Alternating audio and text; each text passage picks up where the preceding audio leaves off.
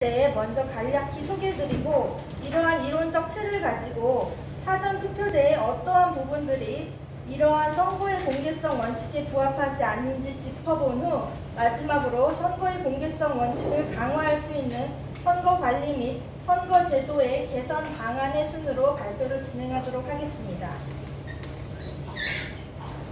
선거의 공개성 원칙이란 2009년 3월 3일 독일 연방헌법재판소 제2재판부가 전자투표기의 위헌 여부를 심판한 판례로부터 확립된 개념으로 선거를 준비하고 진행하는 과정에서부터 선거 결과를 산정하여 발표하는 것에 이르기까지 선거의 모든 중요한 과정들이 공개적으로 진행되어야 한다는 것을 의미하는데요. 독일 연방헌법재판소는 선거의 공개성 원칙을 확립한 이 판례에서 모든 국민은 선거의 핵심 단계를 특별한 기술적 예비 지식 없이도 신뢰할 수 있을 정도로 검증하고 이해할 수 있어야 하고, 만약 선거권자가 자신의 투표가 조작 없이 기록되고 선거 결과 확정에 반영되었는지 여부 및 행사된 표가 전체적으로 어떻게 분류되고 계산되었는지에 대하여 신뢰할 수 있을 정도로 납득할 수가 없다면 공개적 감시라는 선거 절차의 핵심 구성 요소를 배제함으로써 헌법적 요청을 충족시키지 못한 것이다 라고 판시한 바 있습니다. 우리나라의 경우 선거의 공개성 원칙이 성문법화되어 있진 않으나 선거권을 규정한 헌법 제24조, 고통평등 직접 비밀선거 원칙을 규정한 헌법 제41조 제1항 및 제67조 제1항, 그리고 선거공영제를 규정한 헌법 제116조 제1항이 선거의 공개성 원칙을 인정할 수 있는 헌법상 근거라고 할 수 있고, 문헌과 판례에서도 선거의 공개성 원칙이 헌법적 지위를 지니고 있음이 전반적으로 인정됩니다. 특히 2012 헌마 316 결정에서 우리 헌법재판소는 선거의 공개성 원칙을 명시적으로 언급하진 않았지만 투표를 통해 표출된 국민의 의사가 정확한 선거 결과로 반영되어야 하고, 이를 위해서는 개표 절차가 관리 감독, 나아가 실질적 감시에 놓여야 한다고 판시한 점, 후속 결정에서는 더 나아가 투표지 분류기 사용으로 유관에 의한 확인, 심사, 검열이 배제되는지 여부 및 선거 종료 이후에 실물 투표지를 통하여 투표 결과를 검증할 수 있는지 여부까지 판단하였다는 점을 고려하면 우리나라 헌법재판소는 선거의 공개성 원칙을 사실상 인정했다고 볼 수 있습니다. 다음으로 선거의 공개성 원칙에 어긋나는 사전투표의 문제점을 QR코드의 사용, 선거인 명부와 절취된 일련 번호의 부재, 사전투표관리관의 개인도장 대신 인쇄날인으로의 가름, 이렇게 크게 세 가지 문제로 나누어 살펴보겠습니다. 공직선거법 제151조 제6항에서 잘 아시는 바와 같이 사전투표에서 교부할 투표용지는 사전투표관리관이 사전투표소에서 투표용지 발급기를 이용하여 작성하게 하여야 한다. 이 경우 투표용지에 인쇄하는 일련 번호는 바코드, 컴퓨터가 인식할 수 있도록 표시한 막대 모양의 기호를 말한다 의 형태로 표시하여야 하며, 바코드에는 선거명, 선거구명, 관할 선거관리위원회명, 일련 번호를 제외한 그 밖의 정보를 담아서는 아니 된다라고 규율하고 있습니다. 중앙선관위는 사전투표용지에 QR코드를 사용한 것과 관련한 여러 의혹에 대해 2022년 1월 7일 중앙선관위 홈페이지에 해명 자료를 다음과 같이 내놓았습니다. 첫째, 중앙선관위는 QR코드에 선거명, 선거구명, 관할 선관위명, 일련번호 이렇게 총 31개의 숫자로 구성되어 있을 뿐 그 밖의 정보는 전혀 포함되지 않았다고 해명했습니다. 또한 중앙선관위는 사전투표용지에 QR코드 사용을 정당화하기 위해 대법원의 판시를 덧붙였는데, 대법원은 1차원 바코드가 표시하는 정보의 양이 제한적이어서 2차원 바코드를 사용할 필요가 있는 점을 들어 QR코드의 사전투표용지의 사용이 법률 위반으로 볼 수 없다고 하였습니다. 그러나 길이 56mm의 막대 모양 바코드도 31자리 숫자를 담을 수 있으며 사전투표용지의 폭은 100mm이기에 막대 모양 바코드는 사전투표용지에 충분히 들어갈 수 있는데 왜 굳이 QR코드를 사용하는지 의문일 뿐더러 21대 총선에 사용된 QR코드는 일본의 덴소 웨이브사 제품인데, 덴소 웨이브사의 QR코드 중 일반 정보와 암호 정보를 나누어 저장하는 SQRC, 즉 암호화 QR코드가 존재한다고 합니다. 만약 중앙선관위가 사용한 QR코드가 SQRC일 경우 공직선거법이 정한 4종류의 자료를 31자리 숫자로 저장하는 것 이외에 투표자의 주민등록번호를 암호화하여 별도로 저장할 수 있는 가능성이 존재하며 암호화하여 숨겨놓은 투표자의 주민등록번호를 인식하기 위해서는 주민등록번호를 암호화할 때 사용한 키가, 즉 일종의 비밀번호를 SQRC 전용 스캐너 프로그램에 입력해야 하는데 따라서 일반 국민들이 이를 알아낼 방법은 없다는 점으로 인해 중앙선관위의 해명에도 불구하고 부정선거와 QR코드의 연관성에 관한 국민적 의혹은 여전히 남아있습니다. 둘째, 막대 모양 바코드가 아닌 QR코드의 사용이 공직선거법 위반인지에 관한 질문에 중앙선관위는 QR코드는 진일보한 바코드이며 인쇄 면적이 적고 투표용지 훼손 시에도 인식률이 높아 사용한다고 밝혔습니다. 그러나 훼손 시 인식률을 염려하여 QR코드를 도입한 것이라면 현재 사용 중인 QR코드의 용량을 고려할 때 QR코드 복원력의 LMQH의 4단계 중 복원력이 최상인 H단계를 충분히 설정할 수 있음에도 불구하고 왜 복원력이 최하인 L단계를 사용하였는지 의문입니다. 따라서 사전투표용지에 QR코드를 사용하는 것에 대한 중앙선관위의 해명은 국민들의 의혹을 불식시키기에는 여전히 충분치 못합니다. 이러한 의혹들에 대한 검증을 제도적으로 할 수 없다면 선거 관련 의혹들에 관한 통제 가능성에 문제가 있다는 뜻이고 따라서 선거의 공개성 원칙을 훼손하는 결과로 이어집니다. 다음으로 선거의 명부와 절취된 일련번호 부재의 문제를 말씀드리겠습니다.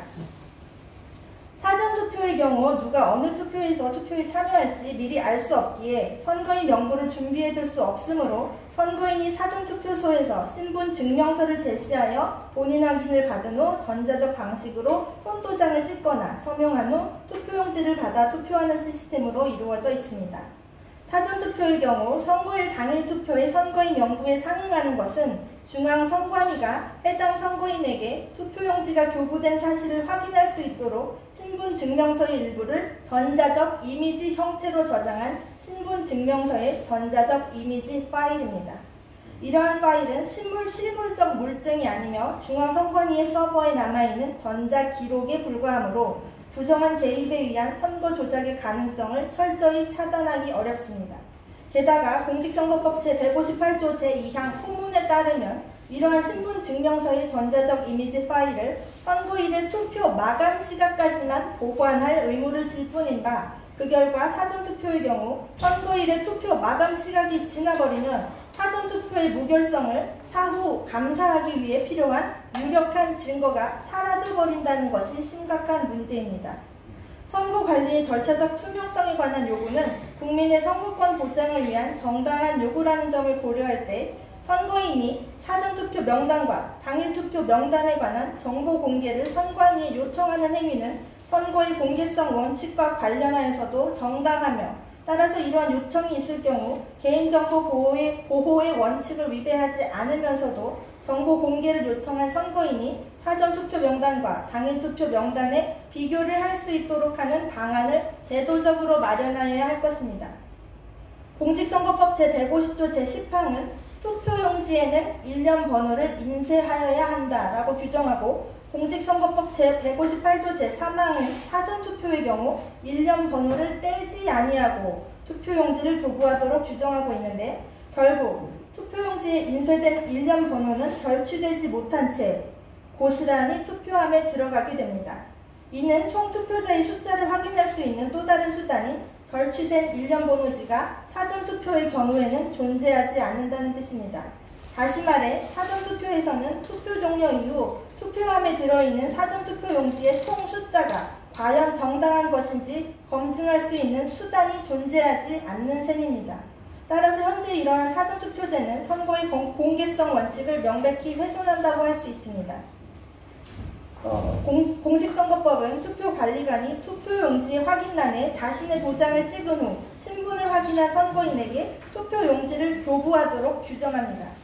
공직선거법이 투표용지에 사전투표관리관 자신의 도장을 날인하도록 규정한 이유는 투표관리관이 자격 있는 선거인 1명당 투표용지가 한 장 교부되었다는 사실 및 해당 선거인이 한 개의 투표용지에 한 개의 선거권을 행사하여 기표하였다는 사실을 증명하기 위함인데요.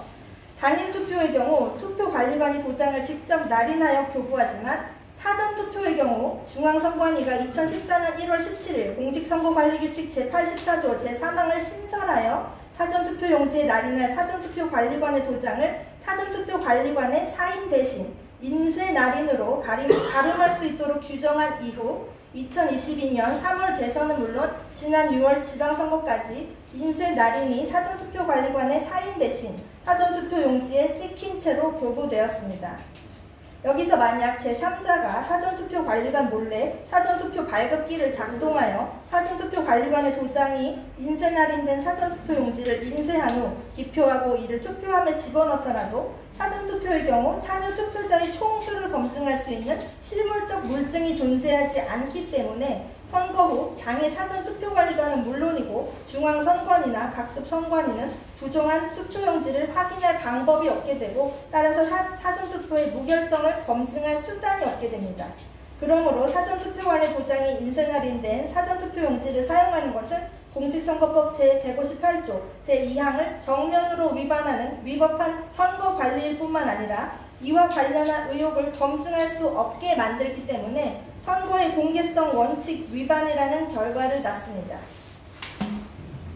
선거권 침해를 예방하고 선거의 공개성 원칙에 부합하도록 현재의 선거관리 및 선거제도를 개선하기 위한 방안으로 사전투표제의 전면적 폐지, 투명한 투표함의 도입, 투표소와 개표소의 일치, 선거 후 감사의 일종인 디지털 포렌식을 사용하는 위험 제한 감사, 리스크 리미팅 오딧의 도입, 이러한 선거 후 감사를 위해 보전해야 할 증거 목록의 강화, 그리고 대통령 선거와 국회의원 선거와 관련한 소송에서 최고 관할 기관을 대법원에서 헌법재판소로 전환할 것을 제안하고자 합니다. 먼저 사전투표 폐지입니다. 사전투표제를 옹호하는 사람들은 사전투표제가 투표율을 높이고 투표의 편의성을 증대시킨다는 장점이 있다고 주장합니다. 그러나 사전투표제의 연원이 투표 편의를 제공하여 참정권을 확대하려는 목적보다 선거 부정 방지에 1차적 목적이 있었던 부재자 우편 투표에서 이어져 왔다는 사실을 감안할 때 투표의 편의성 증진에 앞서 부정선거 의혹이 일어나지 않도록 관리하는 것에 더 중점을 두어야 할 필요가 있습니다. 또한 사전투표제는 사전투표 마감 이후에 후보자가 사퇴하는 경우 사전투표는 무효표가 되어 국민의 참정권을 침해하고 사전투표를 실시하지 않았다면 지출되지 않아도 될 막대한 국민 세금이 낭비되어 국민 부담을 가중시키는 점 등의 단점이 존재합니다. 따라서 앞서 살펴본 우리나라 사전투표제의 운영 방식을 혁신적으로 개선하지 못할 바에야 차라리 이러한 사전투표제를 전면적으로 폐지하고 투표율 제고를 위한 다른 방안으로서 선거일 연장 및 선거일 투표시간 연장을 하는 것이 선거의 공개성 원칙을 강화하는 데에 더 유용할 것입니다.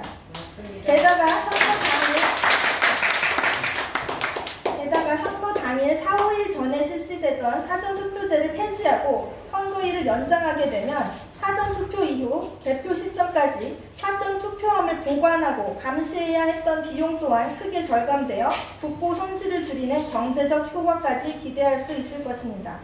또한 사전투표제를 폐지하고 선거일을 연장한다면 연장된 기간을 포함한 모든 선거일 동안 동일한 선거관리 방식, 즉 선거인 명부, 절취된 일련번호, 막대 모양 바코드 등을 사용함으로써 선거 관리의 연속성, 체인 오브 커스티디를 확보할 수 있고 이는 선거의 공개성 원칙의 강화로 이어질 수 있습니다. 단, 연장된 선거일을 모두 공휴일로 정할지 하루만 공휴일로 정할지는 좀 더 다각도의 논의가 필요할 것입니다. 또한 선거 때마다 부정선거 의혹을 불러일으키는 대상으로 늘 언급되는 것이 투표 보관함과 봉인지인 만큼 프랑스의 사례처럼 투표함을 투명한 플라스틱 투표함으로 전구 교체하여 투표 시작부터 개표 완료까지 투표함 속의 투표 용지를 유권자가 육안으로 직접 감시하는 것이 가능한 시스템을 도입함으로써 선거의 투명성을 높이고 결과적으로 선거의 공개성 원칙의 강화를 기대할 수 있습니다. 물론 투명 투표함을 도입할 경우 비밀 투표를 보장하기 위해 선거인은 투표용지를 별도의 봉투에 담아 넣어야 할 것입니다. 프랑스에서 투명 투표함은 투표가 끝나도 다른 곳으로 옮겨지지 않으며 투표 마감 선언과 함께 선관위 직원들과 시민 대표들이 투표가 이루어졌던 바로 그 장소에서 개표에 들어갑니다. 이렇듯 투표소와 개표소를 일치시키는 선거관리 시스템으로 바꾼다면 투표함이 이동하는 과정에서 경찰과 참관인들이 따라붙고 이 과정에서 잦은 실랑이가 벌어지는 등의 문제에서 벗어나 시간적, 물리적, 인적 비용을 줄일 수 있을 뿐만 아니라 투표함 이동 과정에서 부정이 개입될 수 있는 가능성을 원천적으로 차단할 수 있고 사전 투표함 보관 중 감시를 위해 CCTV 설치 및 녹화된 필름을 보관하는 비용 등이 들지 않게 됩니다. 프랑스의 경우 투표소와 일치된 개표소에서 투명한 투표함에 담긴 투표 봉투들을 개표 사무원들이 직접 손으로 개봉하여 투표용지를 투표 봉투로부터 분리하는데 이 과정에서 자연스럽게 수개표가 이루어집니다. 우리나라 공직선거에서 투표소와 개표소를 일치시킨다면 개표 과정에서 투표용지를 봉투로부터 분리하기 위한 기계 장치를 이용할 수도 있겠으나 선거의 공개성 원칙과 관련하여 이러한 기계 장치에 대한 검증 가능성 역시 보장되어야 할 것입니다. 선거 시 개표를 100% 수개표로 진행하지 않고 정당별, 후보자별 투표지 분류를 위해 투표지 분류기 및 이와 관련한 전산 장비를 사용해야 한다면 이러한 장비들에 대한 불필요한 의혹을 불식시키기 위하여 모든 선거 관련 데이터와 시스템의 수정 및 삭제가 불가능하도록 보존 조치가 잘 되어 있는지 단순한 육안으로의 검증이 아닌 전자적 검증 방식을 통한 검토가 반드시 수행되어야 할 것입니다.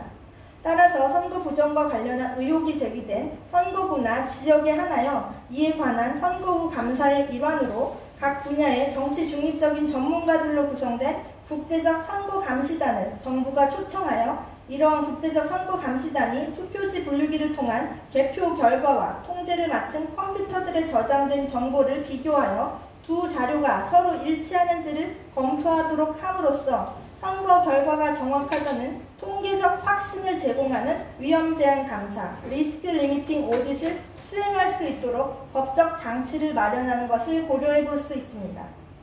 한편 국제적 선거감시 전문가 그룹이 선거감사를 위해 필요한 충분한 정보 및 자료를 얻게 하기 위하여 보전할 증거 목록 또한 강화할 필요가 있습니다. 선거에서 어느 단계이든 전산 기계장치를 사용하는 경우 이러한 기계장치의 작동 시스템에 내재된 위험의 중요성을 감안할 때 위험 제한 감사를 실시함에 있어서 선거에 사용된 컴퓨터에 저장된 정보, 활용된 하드웨어 및 소프트웨어 시스템, 사용된 프로그램의 소스 암호등, 중앙전산 서버를 증거로서 검토하는 것은 필수적입니다. 만약 정부에 의해 초청된 국제적 선거감시 전문가 그룹이 실시한 위험 제한 감사를 통해 선거 부정이 발견될 경우 앞서 언급한 증거 자료들을 보존하는 것은 공익적 가치가 크다 할 것이며 선거 부정이 발견되지 않는 경우 역시 선거의 무결성을 확인할 수 있었다는 공익적 가치가 크다 할 것입니다. 선거의 공개성 원칙의 주요 내용인 선거의 통제 가능성 또는 검증 가능성을 제고하기 위하여 선거 쟁송기관을 현재의 대법원에서 헌법재판소로 전환하는 문제 역시 검토할 필요가 있습니다. 우리나라의 경우 선거소송을 담당하게 될 고위법관이 선관위의 위원장을 겸직하는 관행이 있습니다. 이러한 관행은 선관위와 사법부가 과도하게 결연된다는 문제를 불러일으킬 수 있는데 예를 들어 어느 한 선관위가 선거소송의 피고가 될 경우 해당 지역 법원의 부장판사급 법관이 해당 선관위의 위원장인 경우가 많다는 점을 고려할 때 증거 보전 절차를 담당하는 해당 지역 법원 자신이 선거소송의 피고인 상황 속에서 소송 과정에 필요한 증거 보전 목록의 채택이나 증인 채택 등의 과정 및 재검표 등의 선거 과정의 공정성에 의구심이 드는 것은 당연합니다. 또한 선거소송은 대법원에서 접수하여 단심제로 진행되는데 선거소송의 피고인 중앙선관위 위원장이 관행적으로 대법관 중에서 임명된다는 점을 고려할 때 이러한 선거소송이 과연 공정하게 진행될 수 있을지 일반적 상식으로는 납득이 가지 않습니다. 반대로 선관위가 선거소송의 원고가 되는 경우도 마찬가지인데요. 선관위의 고발로 검찰이 기소하게 되면 해당 사건에 관한 선거재판을 다시 사법부가 맡게 된다는 점에서 그러합니다. 실정법 규정에 구속되지 않고 선거소송을 살펴본다면 대통령 선거와 국회의원 선거에 관한 소송은 헌법재판의 개념 요소를 모두 충족하므로 이러한 관점에서 최소한 이 두 선거에 관한 소송은 헌법재판소가 관할하는 것이 타당하다고 보여집니다. 헌법재판소의 관할 사항으로 선거소송을 포함시키기 위한 방안으로는 헌법 개정을 통한 방안과 헌법 개정 없이 법률을 통해서 헌법재판소에 선거재판권을 부여하는 방안 두 가지 모두를 고려해 볼 수 있을 것입니다. 이제 발표의 결론을 맺겠습니다. 선거의 공개성 원칙에 비추어 볼 때 현재 우리나라의 공직선거 투개표 관리 및 사전투표제는 여러 문제점을 갖고 있음을 확인하였습니다. 선거 관리는 선거 제도들 못지않게 혹은 보다 더 직접적인 의미에서 민주주의 가치를 보존하고 대의제 민주주의의 실질적 운영을 담보하는 중요한 제도적 작용인 바 선거관리 부실사항들을 선거의 결과에 영향을 미칠 수 없는 단순한 실수 등으로 가벼이 여기는 행태는 우리나라 민주주의의 발전을 위해 지양되어야 할 것입니다. 또한 앞서 언급한 사전투표제의 문제점을 획기적으로 개선할 수 없다면 차라리 이를 폐지하고 사전투표제의 도입 목표였던 투표율의 제고를 위한 다른 방안으로 선거일과 선거일 투표 시간의 연장을 위한 법률을 마련할 필요가 있습니다. 신속한 선거 결과의 도출은 헌법적 요청이 아니며 신속한 선거 결과를 도출하기 위해 전산 기계장치 등을 사용하는 것이 선거의 공개성 원칙에 대한 예외가 될 수 없다고 엄격하게 판단한 독일 연방헌법재판소의 해석과 같이 우리나라도 선거의 공개성 원칙을 엄격히 적용하여 선거관리의 전 과정에 대한 선거의 공개성 원칙을 강화하기 위해서 선거에 사용되는 투표지 분류기를 포함한 각종 전자장치들, 데이터 처리 기술 및 컴퓨터 보안 기술 등에 관한 전자적 검증, 즉 디지털 포렌식을 의무화하는 공직선거법 개정이 필요하다 할 것입니다. 또한 선거의 통제 가능성을 보장하기 위해 선거소송에 있어서 최고 관할기관을 현재의 대법원에서 헌법재판소로 전환하기 위한 법적 장치가 마련되어야 할 것입니다. 이상으로 발표를 마치겠습니다. 경청해 주셔서 감사합니다.